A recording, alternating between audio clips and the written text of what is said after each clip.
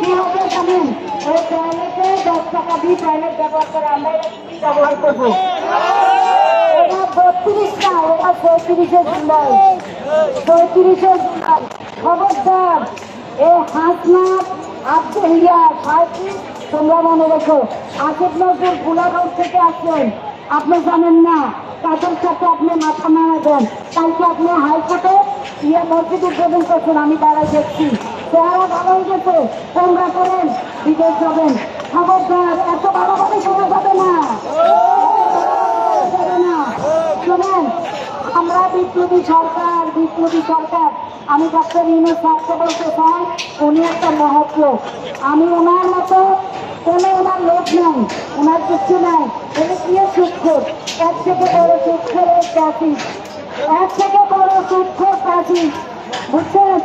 এই কয়েকটি জানেন আবহাওয়া দেখা অভিনয় ভাই রে ভাই, অভিনয় কারো কথা বলে কত প্রকারের কিছু উদাহরণ দ্বারা বুঝে দিতে হবে। বুঝছেন? খালি মা মা মা মা তোমার কি হয়েছে? মা তোমাকে কি দিয়েছে? মা তোমাকে দেশটা ধ্বংস করে দিয়ে গেছে। মা কার কাছে ধ্বংস করে দিয়ে গেছে? এই ইয়ার কাছে না। শুনেন মোদি দাদা, তুমি জানো না, তুমি বাংলার নারীদেরকে দেখো নাই, বাংলার এই নতুন গণজাগরণ মঞ্চ দেখো নাই। তুমি আসো, ড্রামা আমরা করবো। আগে ড্রামা হতো। তুমি আম কি করা জানো? আমাদেরকে প্রণাম দিবা। কইলাম কিন্তু খবরদার এগুলো বেশি বাড়াবাড়ি করো না। আর আমরা একটা কথাই বলতে চাই, আমরা সবাই শান্তিভাবে বসবাস করতে চাই। কোন রকম আমাদের কোটি টাকা বিক্রি হবে রে ভাই, এত টাকা বিক্রি হয়েছে। কি হয়েছে? সম্মান নষ্ট হয়েছে। দেখছো আসাদের কি অবস্থা হয়েছে?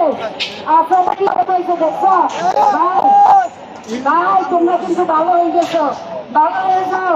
আমরা তোমাদের জন্য মাসুদ ভালো হয়ে গেছে, কিন্তু শোনেন অবাধ দুর্গাদের বাড়ি এরকম বুলডোজার দিয়ে ধ্বংস করে দিতে হবে।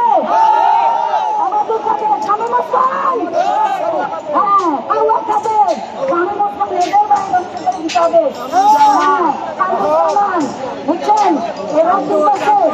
এরা এই হাজি সেদিন এরা কিন্তু মানুষের ধ্বংস করছে। এরা মানুষের জমি জমা এখন এই দিনটা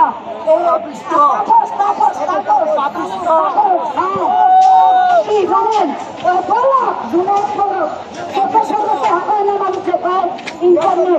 ইন্টারনেট বন্ধ করছে, কিন্তু আমরা ইন্টারনেট কিনে ইন্টারনেট দেখছি জানেন। আচ্ছা, অনেক ধন্যবাদ। আমি আপনাদের একটা কথা বলতে চাই, এটা হবে টয়লেট শোষণঘাট। আমরা বিল্ডিং বাংলা বাংলাদেশে